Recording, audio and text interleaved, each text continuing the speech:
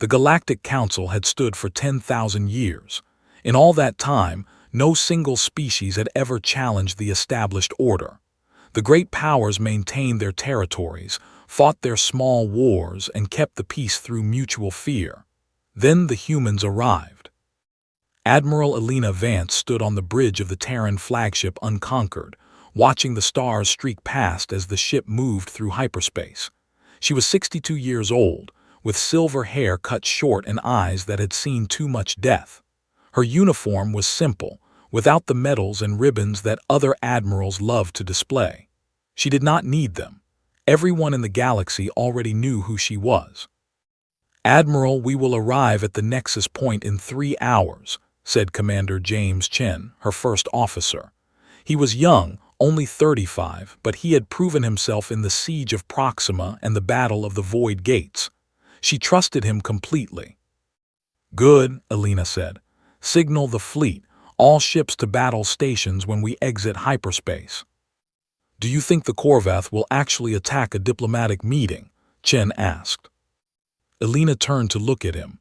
"The Corvath have attacked everything else. Why would they stop now?" 6 months ago, the Corvath Dominion had declared war on humanity. They were an ancient race, one of the founding members of the Galactic Council. They had conquered dozens of species over thousands of years. They believed the galaxy belonged to them by right of conquest. When humans had first made contact with the galactic community, the Corvath had laughed. These small, weak creatures from a tiny blue world at the edge of known space. They were nothing. They would be easy to conquer. The Corvath had been wrong. The first battle had been at Colony 7, a small human settlement on a moon orbiting a gas giant. The Corvath had sent 50 ships to destroy it. They expected no resistance. Elena had been there with only 12 ships, old ships, outdated by galactic standards, ships that the other races would have called primitive. When the battle was over, 43 Corvath ships had been destroyed. The other 7 had fled in terror. Elena had lost 2 ships, too. The Galactic Council had demanded to know how this was possible. How had such a young species, barely 2 centuries into space travel, defeated the mighty Corvath so easily? The answer was simple: humans were different. Other species in the galaxy had developed slowly, carefully. They built their empires over thousands of years, fighting small wars with limited objectives. They had rules about warfare, traditions that stretched back to ancient times. They fought to win territory, not to destroy enemies completely. Humans had no such traditions. Human history was written in blood and fire. World wars, nuclear weapons, genocide, terror. Humans had spent their entire existence trying to kill each other. They had become very good at it. When humans finally looked to the stars, they brought that terrible knowledge with them. "Admiral," said Lieutenant Sarah Park, the communications officer, "I have a message from Fleet Command." "Put it through." The face of Admiral Marcus Webb appeared on the main screen. He was the commander of all Terran forces, a man who had led humanity's military for 15 years. He looked tired. "Elena, the Council is getting nervous. They're worried about what might happen at the Nexus Point." "They should be worried about what the Corvath might do," Elena replied. "The Corvath ambassador has promised safe passage for all ships attending the summit. The Council believes him." Elena laughed, but there was no humor in it.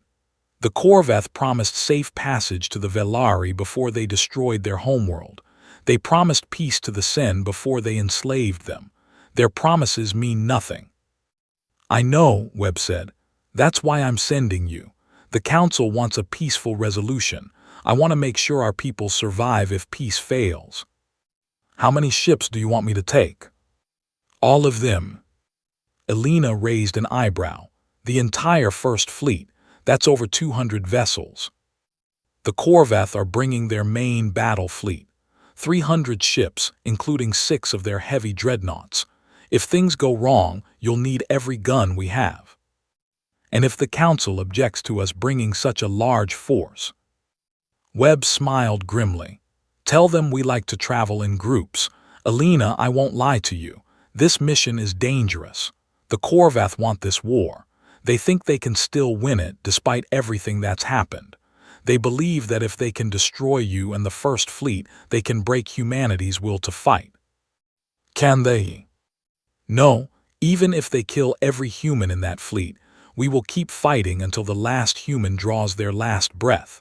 But I would prefer not to lose my best admiral and 200 ships. Try not to start a war.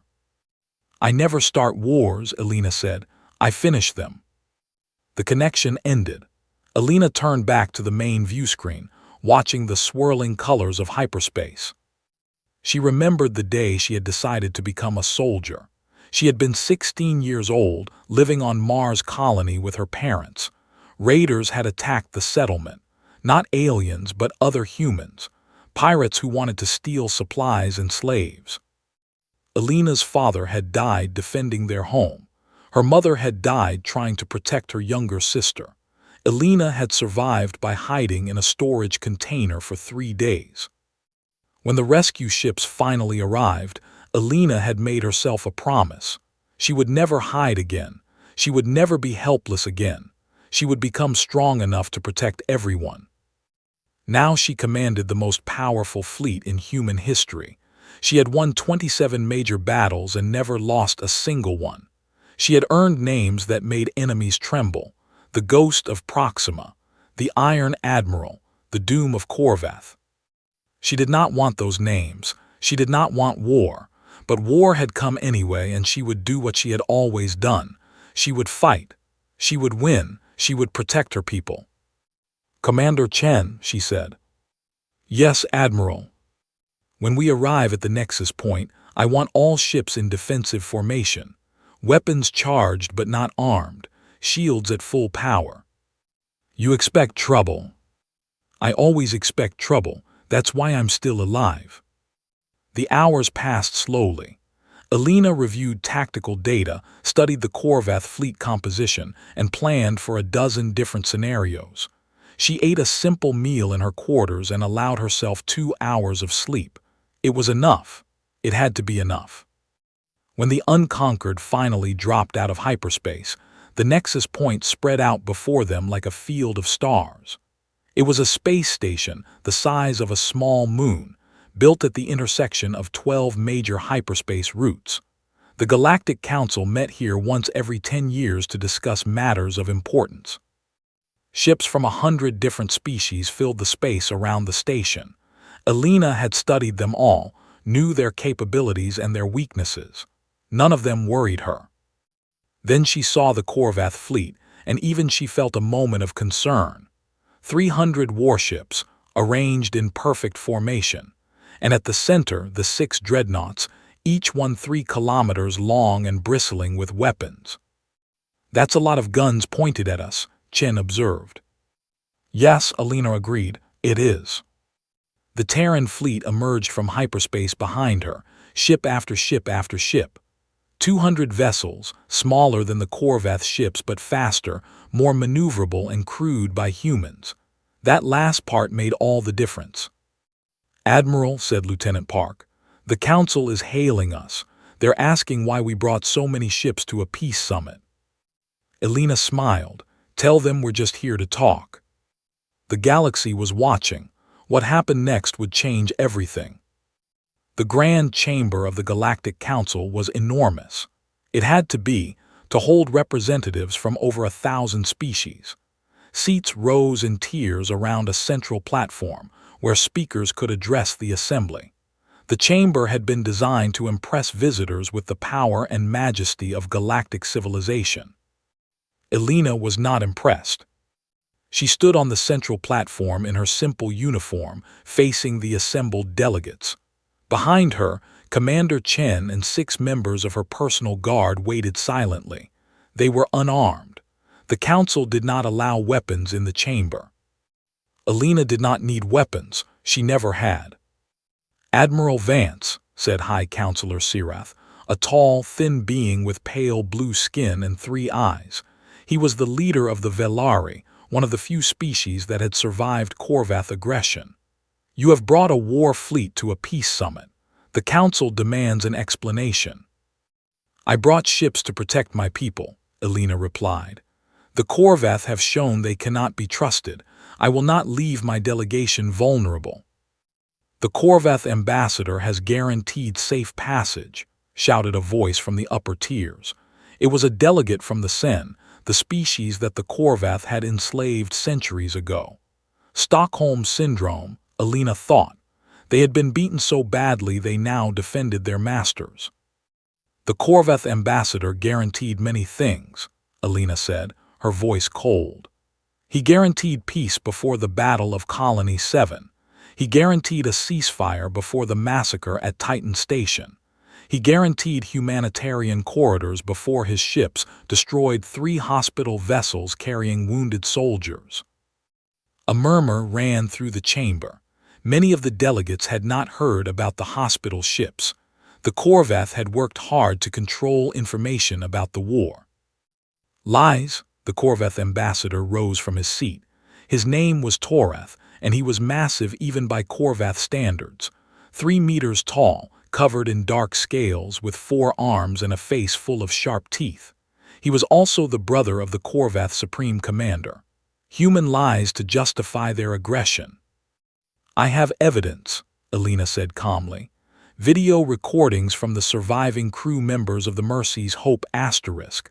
Shall I show them to the Council? Torath hesitated. For just a moment, uncertainty flickered in his small eyes.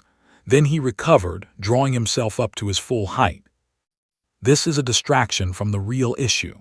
The humans have invaded Corvath space, destroyed Corvath ships, killed Corvath warriors. They are the aggressors here. You declared war on us, Elena pointed out. You attacked our colonies, we defended ourselves. You should have surrendered. That is the way of things. When a greater power demands submission, the lesser power submits. This is how the galaxy has always worked. Elena took a step forward.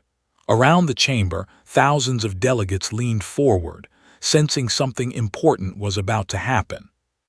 No, she said simply. Torath blinked. What? I said no. We will not surrender. We will not submit. We will not bow to you or anyone else. Then you will die, all of you. We will burn your world, slaughter your people, erase your species from existence. You can try, Elena said. Others have tried, they failed.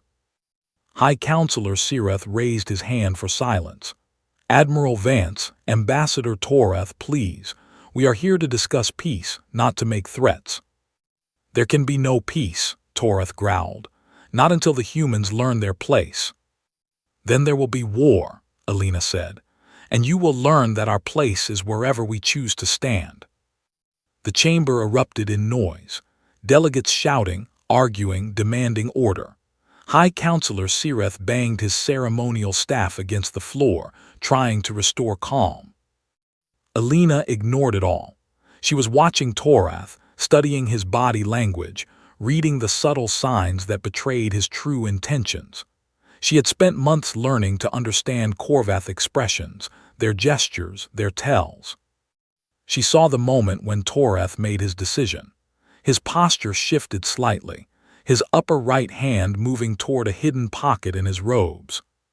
Chen, she said quietly, signal the fleet, condition red. Chen touched a small device on his wrist, sending a coded message to the unconquered. Torath pulled something from his pocket, a small device no larger than a communication unit. He pressed a button.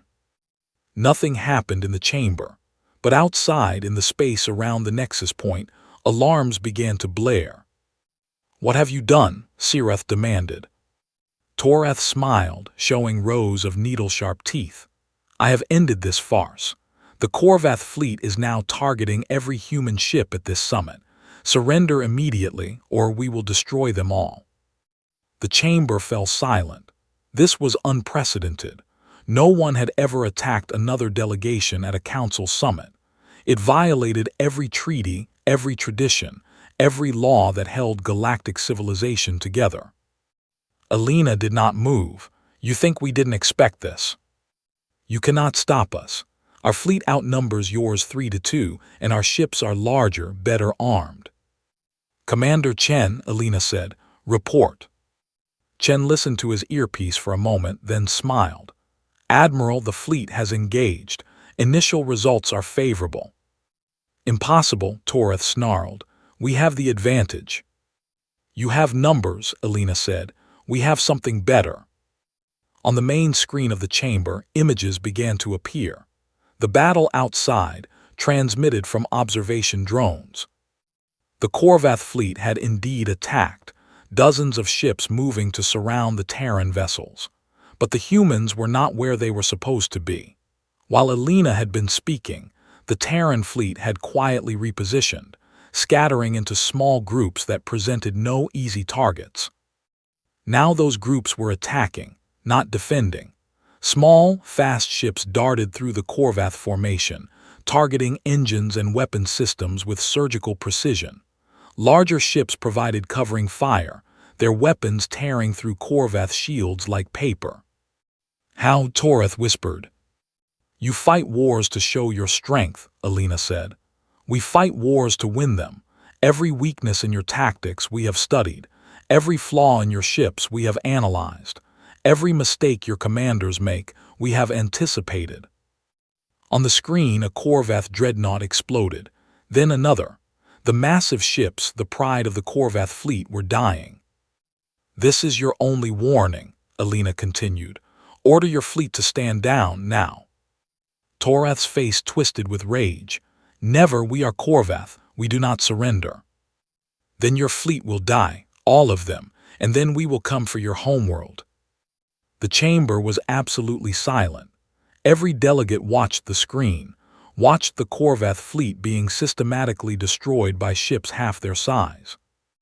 Admiral Vance, Sireth said carefully, if you destroy the Korvath fleet, you will have started the largest war in galactic history. The Korvath started this war, Alina replied. I am ending it.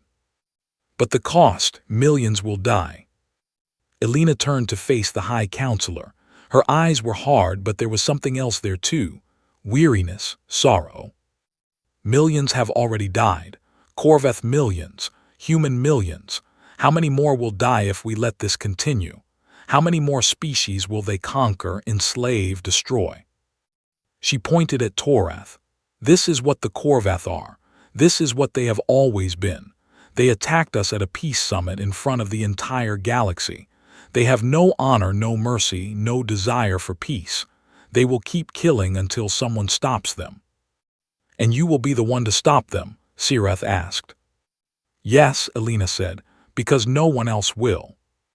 On the screen, the last Korvath dreadnought was surrounded by human ships. For a long moment, nothing happened. Then slowly, the dreadnought's weapons powered down.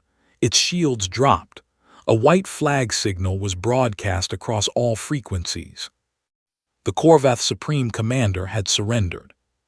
The battle was over, but Alina knew that the real war was just beginning.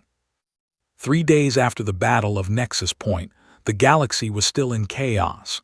News of the Korvath surrender had spread to every corner of known space. Species that had feared the Korvath for thousands of years were suddenly asking questions. If one race could defeat them, why not others?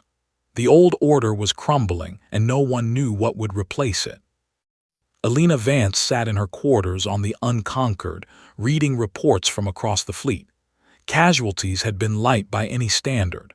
47 dead, 203 wounded. The Korvath had lost over 15,000. It was not a victory she celebrated. Every death was a failure, a person she had failed to protect. She remembered them all, every name, every face. They visited her in her dreams. A chime sounded at her door. Enter, she said. Commander Chen walked in, carrying a tablet. Admiral, you have a visitor. High Counselor Sireth requests an audience. Alina sighed. She had been expecting this. Send him in. Sireth entered alone, without guards or attendants. He looked older than he had 3 days ago, the weight of recent events heavy on his shoulders. Admiral Vance, he said, thank you for seeing me. High Counselor, please sit. Sireth settled into a chair, his long limbs folding awkwardly. Velari were not built for human furniture.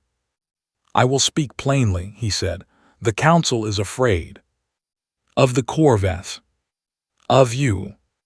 Alina nodded slowly. She had expected this too. "You should not be." "Should we not? You destroyed the most powerful military force in the galaxy in a matter of hours. You did it with inferior numbers and supposedly inferior technology. The Council wants to know how this is possible. We were better prepared, better trained, better motivated." "That is not an answer." Alina was quiet for a moment, considering her words carefully. "High Counselor, what do you know about human history?" "Very little," Sireth admitted. "Your species is young. We have not had time to study you." "Then let me tell you a story. About 200 years ago, by our calendar, humans had a great war. We called it World War II. It lasted 6 years and killed about 70 million people." Sireth's 3 eyes widened. 70 million in a single war.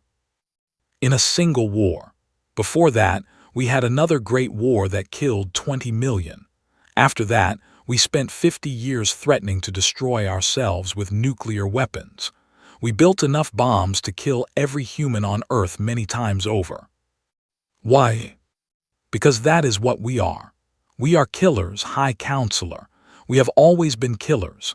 We kill for land, for resources, for ideology, for religion, for revenge, for sport. We kill because we are angry, because we are scared, because we are told to, because we can. Sireth looked horrified. "This is monstrous." "Yes," Alina agreed. "It is, but it is also who we are. We have spent our entire existence fighting, dying, and learning to fight better so we die less. When we came to the stars, we brought all that knowledge with us." "You are saying that humanity is simply more violent than other species." "I am saying that we have more practice. The Corveth have fought wars for 10,000 years. We have fought wars for 10,000 years too, but we fought them against ourselves.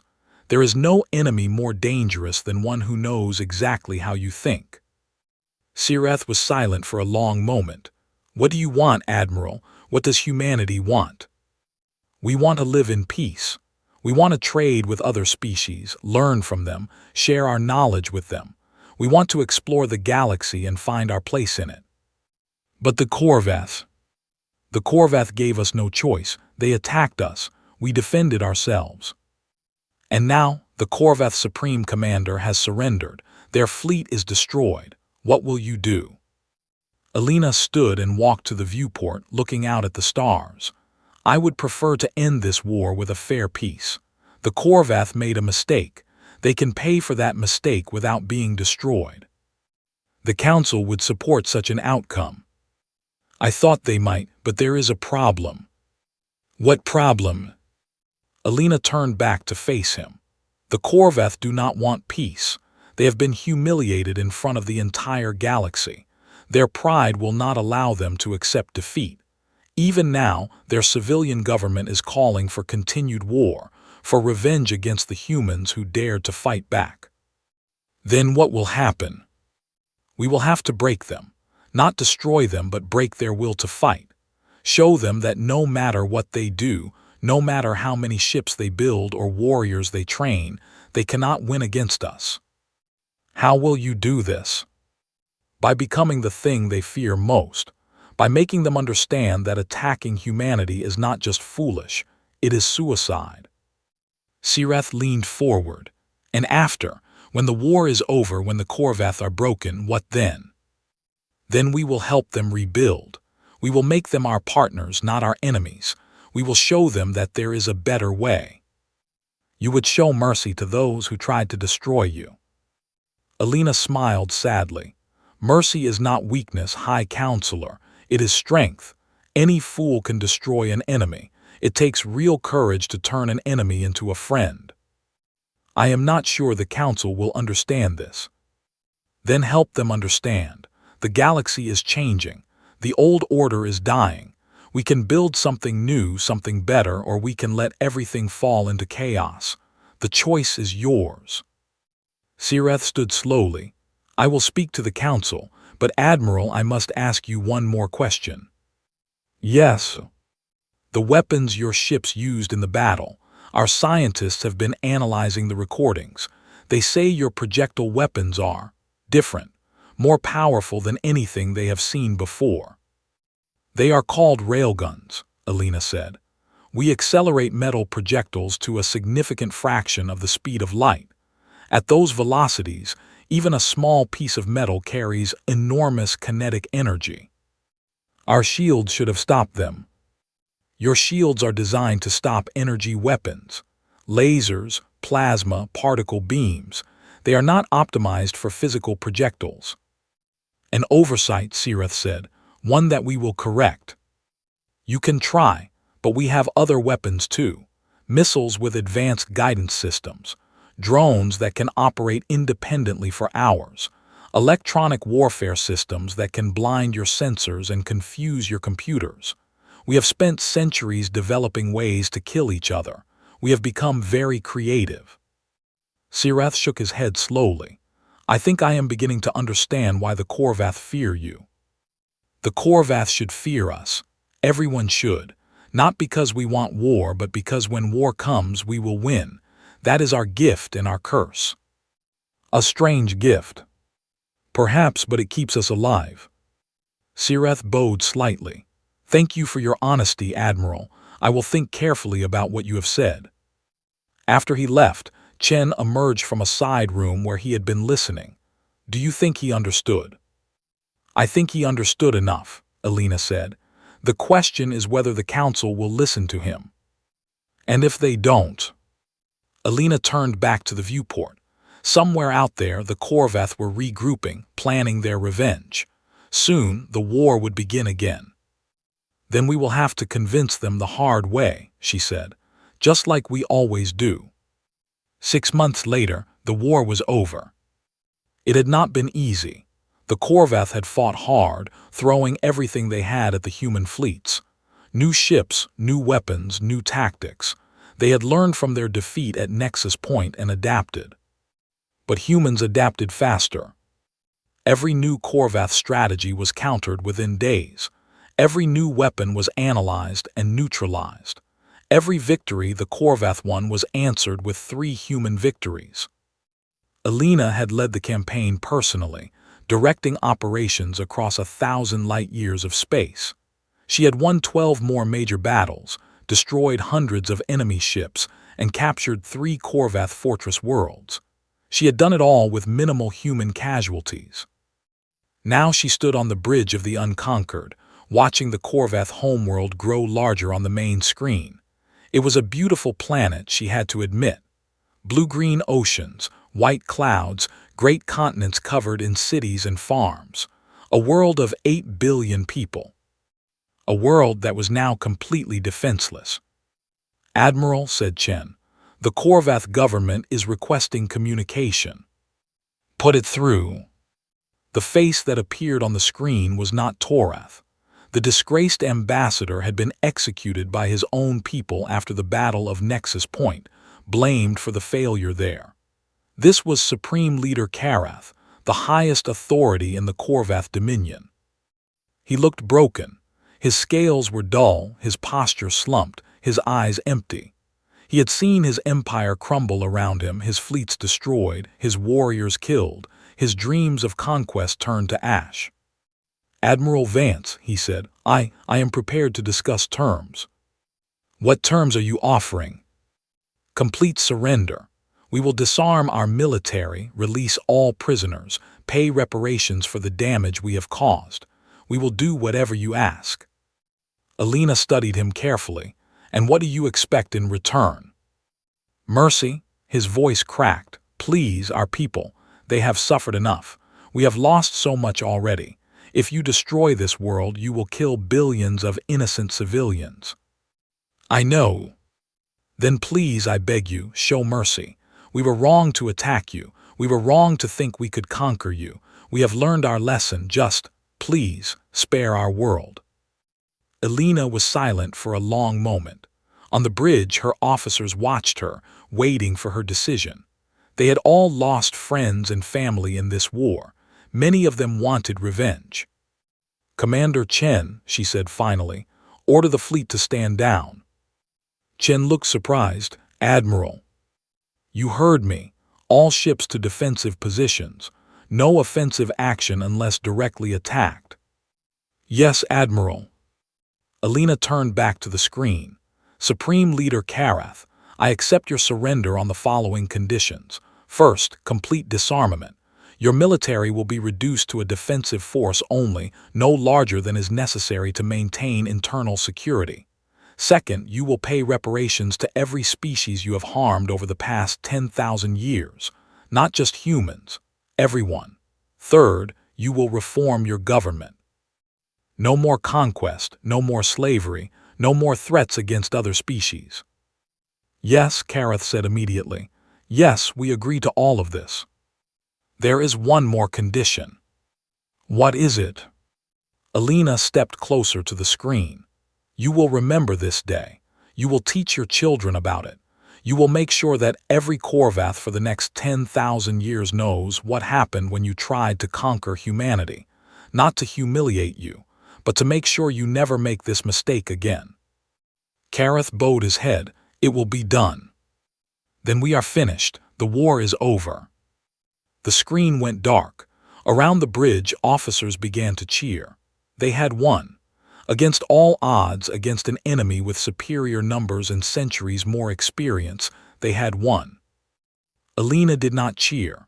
She walked to the viewport and looked out at the Korvath homeworld, thinking about all the death and destruction that had led to this moment. Thousands of humans dead. Hundreds of thousands of Korvath dead. Planets devastated, stations destroyed, lives ruined. Was it worth it? She did not know. She never would. All she could do was try to build something better from the ashes. Chen joined her at the viewport. "You could have destroyed them, Admiral, wiped them out completely. Many people expected you to." "I know. Why didn't you?" Alina was quiet for a moment. "When I was young, my parents were killed by raiders. For years, I dreamed of revenge. I wanted to find every person responsible and make them suffer." "What happened?" "I grew up. I realized that revenge doesn't bring anyone back. It just creates more pain, more hatred, more death. The cycle never ends unless someone chooses to end it." "So you chose mercy." "I chose to try something different. Maybe it will work, maybe it won't, but at least I will have tried." "What now?" Alina turned away from the viewport. "Now we rebuild. Help the Korvath become something better than they were. Show the galaxy that humans can create as well as destroy." "That won't be easy." "Nothing worth doing ever is." In the weeks that followed, the galaxy watched in amazement as humans did exactly what Alina had promised. Aid ships arrived at Korvath worlds, bringing food and medicine and engineers. Human advisors worked with Korvath officials to reform their government, to build democratic institutions, to create a society based on cooperation rather than conquest. Not everyone was happy about this. Some humans wanted the Korvath to suffer. Some Korvath resented human interference. But slowly, painfully, things began to change. And throughout the galaxy, species that had once feared humans began to see them differently. Not as monsters or conquerors, but as something new, something unexpected. A species that could destroy its enemies completely, but chose not to. A species that offered help instead of hatred, mercy instead of massacre. A species that was terrifying in war but generous in peace. The Terran fleet had made the galaxy fear human starships. Admiral Alina Vance had shown them that there was nothing to fear after all, as long as they did not give humanity a reason to fight. 10 years after the war ended, Admiral Alina Vance retired from active service. She was 72 years old, her hair completely white, her body finally showing the wear of decades of stress and combat. She had earned her rest. The ceremony was held on Earth, in the Great Plaza outside the United Human Government headquarters. Thousands of people attended in person. Billions more watched across human space. Representatives from dozens of alien species were present too, including a delegation from the reformed Korvath Republic. Alina stood on the platform, looking out at the sea of faces. So many people, so many lives affected by the decisions she had made. "Admiral Vance," said President Michael Tors, stepping forward with a ceremonial medal. "On behalf of all humanity, I thank you for your service. You have protected our people, defended our worlds, and secured our future among the stars." Alina accepted the medal, but she did not put it on. She had never cared much for decorations. "I have a few words," she said, stepping to the microphone. The crowd fell silent. 10 years ago, we won a war. Many people call it the greatest victory in human history. They say I am a hero, a legend, the admiral who made the galaxy fear us. She paused, looking out at the faces watching her. "I am not a hero. I am a soldier. I did what soldiers do. I fought when fighting was necessary, and I tried to stop fighting when peace became possible. The galaxy does fear us. They fear our ships, our weapons, our ability to destroy anyone who threatens us. This fear has kept us safe. It has protected our colonies, our trade routes, our people. But fear is not enough. Fear can prevent war, but it cannot build peace. It cannot create trust or friendship or cooperation. It cannot make us part of the galactic community. That is why I chose mercy at the end of the war, not because the Korvath deserved it. They had done terrible things, killed innocent people, destroyed entire civilizations. By any measure of justice, they deserved punishment. But justice is not the same as wisdom. If we had destroyed the Korvath, we would have won the war. But we would have lost something more important. We would have lost the chance to show the galaxy who we really are. Humans are not just killers. We are builders, creators, dreamers. We make art and music and literature. We explore the unknown and seek to understand it. We reach out to others and try to connect. That is what I want humanity to be remembered for. Not our weapons or our wars, but our ability to grow beyond them, to become something better than we were. I am proud to have served. I am proud of every man and woman who served with me, but the work is not finished. It will never be finished. Each generation must choose what kind of people they want to be. I hope you choose well." She stepped back from the microphone. For a moment, there was silence. Then the applause began, growing louder and louder until it seemed to shake the very ground. After the ceremony, Alina walked through the crowd, accepting congratulations and thanks from hundreds of well-wishers. Finally, she found a quiet corner where she could rest. Commander Chen, no longer a commander but now Admiral Chen in his own right, found her there. "Good speech," he said. "Thank you." "Did you mean it? About hopping we choose well." Alina smiled. "I always mean what I say. That's one of my few virtues." "What will you do now?" "I'm going back to Mars. My sister's grandchildren are there. I want to spend some time with family while I still can." "You could stay on Earth. Advise the government, train the next generation of officers." "No, I've done my part. It's time for others to take over." Chen nodded slowly. "The galaxy is still changing. New species are coming forward wanting to join the council. The Korvath are pushing for more reforms. There's talk of creating a true galactic federation with representatives from every major species." "That sounds promising." "It is, and a lot of it is because of you, because you showed them what humans could be." Alina looked up at the sky, blue and clear and beautiful. Somewhere up there, her fleet still patrolled, keeping the peace she had fought so hard to win. "I showed them what one human could be," she said. "What humanity becomes is up to everyone else." She stood up, feeling the ache in her bones, the weight of her years, but also feeling something else, something she had not felt in a long time. "Hope." "Goodbye, James," she said. "Take care of our people." "I will, goodbye, Admiral." Alina walked away through the crowd past the guards out into the streets of the city. People recognized her, pointed, whispered. The Iron Admiral, they called her. The Doom of Corvath. The Ghost of Proxima. She ignored them all. She was done being a symbol, a legend, a name to frighten enemies. She was just Alina now, just a tired old woman who wanted to go home. Behind her, the ceremony continued. Speeches were given, medals awarded, promises made. The machinery of civilization ground on as it always did. And in the sky above, invisible from the ground but ever present, human ships continued their eternal patrol. Guardians of a species that had clawed its way up from the mud, survived its own worst impulses, and finally found its place among the stars. The galaxy had learned to fear Terran starships, but more importantly, they had learned to respect them, to trust them, to see them as protectors rather than threats. That was Admiral Alina Vance's true legacy. Not the battles she had won or the enemies she had defeated, but the peace she had built from the ruins of war. A peace that would last for generations.